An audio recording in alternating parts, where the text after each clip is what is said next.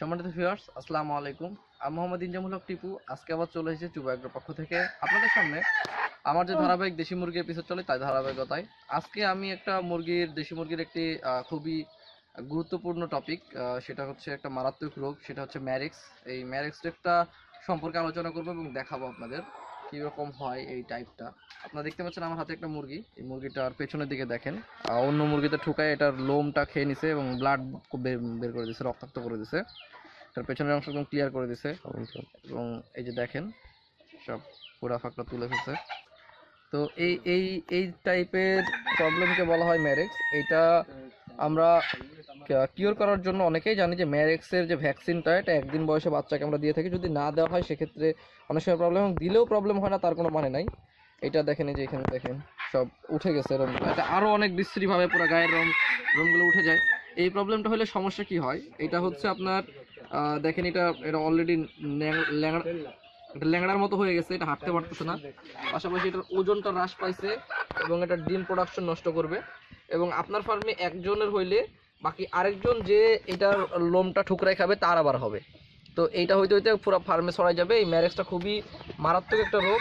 এটা দেশি মুরগির গায়ে অনেক দিন পর্যন্ত সুস্থ থাকে, অনেক দিন।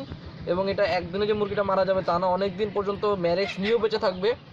কিন্তু প্রবলেম হবে যে আপনি খাওয়াবেন কিন্তু প্রোডাকশন পাবেন না।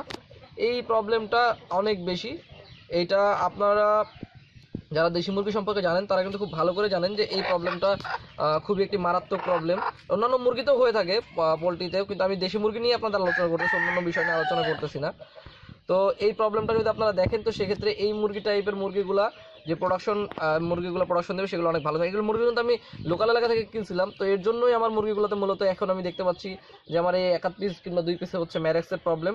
তো এই মুরগিগুলোকে আমি আউট করব। তার আগে আপনারা কি করবেন, এরকম প্রবলেম হলে সাথে সাথে সেই মুরগিটাকে আলাদা করবেন। আলাদা করে যেটা ঠুকাচ্ছে এবং এটা খাইছে দুইটাকে আলাদা করবেন, কারণ দুইটার ভিতরে জার্মসটা চলে গেছে। দিয়ে আপনারা কি করবেন, এই মুরগিগুলোকে প্রোটেকশন করার জন্য দেখেন আমার এই মুরগিগুলো ঠোঁট কাটা ছিল, আমি ঠোঁট কাটার ভিডিও দিছি। আর এই মুরগিগুলো কিন্তু ঠোঁট কাটা, ঠিক আছে, যেন এরা ঠোঁটুকায় নাঠুকাঠুকি করতে পারে এবং এগুলো না খাইতে পারে। তো ছোটো বাচ্চা বয়সে ঠোঁট কেটে দেবেন এবং বড় হলে ঠোঁট কাটা যায়। আমি লোকাল লেখাতে জন্য এসেছিলাম, পরে ঠোঁট কেটে দিছি। এবং ঠোঁট কাটার পর আমি কী করছি দেখেন, আয়রন দিয়ে সিল করে দিছি যেন ঠোঁটটা না বাড়ে। অনেকেই বলে যে ভাই আপনি আয়রন দিয়ে সিল করে দিন, কীভাবে সঠিক পদ্ধতিটা কি? আসলে এটা সিল করে দিলে কি হবে, এটা ঠোঁটটা বাড়বে না, এটা বাড়ার চান্স নাই, যেন আবার পরবর্তীতে না হয়। কিন্তু তারপরেও এটা টেকেল দেওয়া যাচ্ছে না। তবে যদি আপনি দেখেন যেরকম প্রবলেম হচ্ছে সেক্ষেত্রে আপনার ক্যালসিয়ামের পরিমাণটা বাড়াই দিবেন। আপনি টেকেল দেওয়ার জন্য এটা যদি আপনি এটাকে যদি কিওর করতে চান সেক্ষেত্রে ক্যালসিয়ামের পরিমাণটা বাড়াই দেবেন। ক্যালসিয়াম শর্টেজ দেখা দিলে তখন এরা এই ধরনের প্রবণতা করে, মারামারি করে এবং এই লোম ঠোকরাঠুকরি করে। তো এইটার একটা ভালো ওয়ে হচ্ছে ক্যালসিয়ামটা বাড়াই দেওয়া। আপনার যে পাউডার ক্যালসিয়ামগুলো আছে সেই ক্যালসিয়ামগুলো দেওয়া এবং এই শনাক্ত করা মুরগিগুলোকে আলাদা করে রেখে সেগুলোকে ক্যালসিয়াম এবং জিঙ্কটা আপনার পুরা পাকড়া তৈরি করতে সাহায্য করে। জিঙ্ক এইটা আপনারা ইউজ করবেন। তবে ক্যালসিয়ামটা পুরা সকালে ক্যালসিয়ামের পরিমাণটা বাড়াই দিলেই আশা করা যায় এটা সমস্যাটা সমাধান হওয়ার চান্সেস আছে। তবে সেক্ষেত্রে অতিরিক্ত যেগুলো হয়ে গেছে, এই যে এই মুরগিটাকে যখন আমি জয় করে ফেলবো আপনাদের দেখানোর জন্য রাখছি, এই টাইপের গুলোকে আপনারা আউট করে ফেলবেন খামার থেকে, যেন পরবর্তীতে আর কারো রোগ না ছড়াইতে পারে।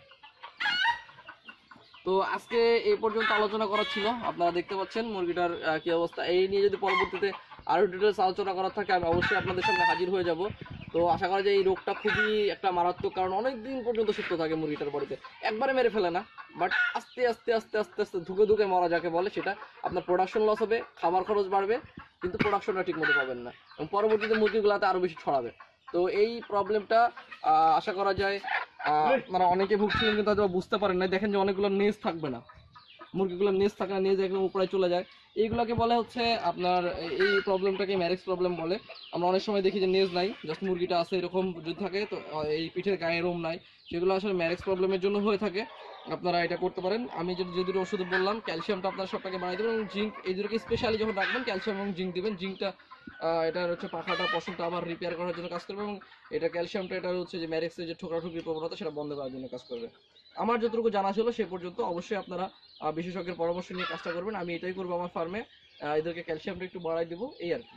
তো আজকে এ পর্যন্তই, পরবর্তীতে দেখা হচ্ছে কোনো এক সময় কোনো এক বিশেষ টপিক নিয়ে। সে পর্যন্ত ভালো থাকবেন, ধন্যবাদ, আসসালামু আলাইকুম।